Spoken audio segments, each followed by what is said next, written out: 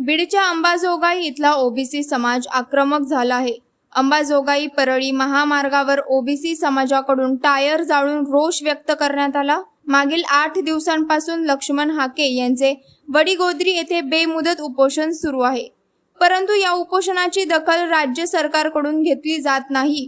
त्यामुळे अंबाजोगाई शहरातील संत भगवान बाबा चौकात समस्त ओबीसी समाज एकत्र येत त्यांनी राज्य सरकार विरोधात रोष व्यक्त केला।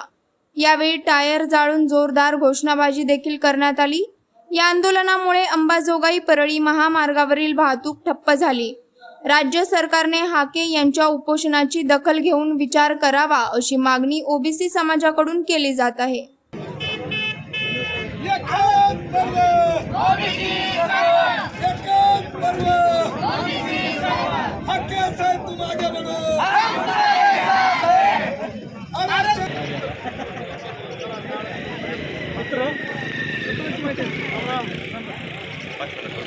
ओबीसी समाजातर्फे सकाळ ओबीसी समाजातर्फे भगवान बाबा चौक येथे रस्ता रोको आंदोलन करण्यात आलं। हे आंदोलन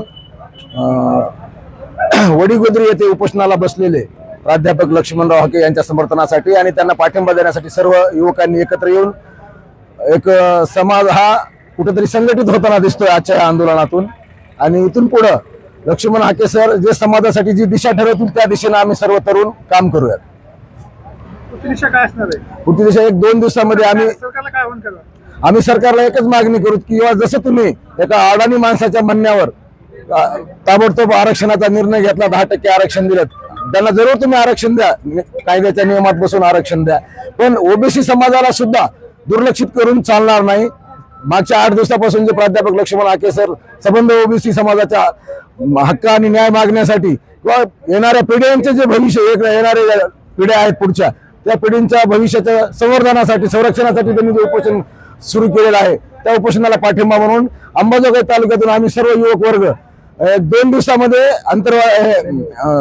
वडीगोद्री येथे जाणार आहोत आणि प्रत्येकाने आम्ही एक ठराविक रक्कम त्या आंदोलनाला पाठिंबा म्हणून दर्शवण्यासाठी जमा करून इथून पुढच्या काळात ते आंदोलन असंच टिकून राहील म्हणून त्यांना एक मदत देण्याचं ठरवलेलं आहे।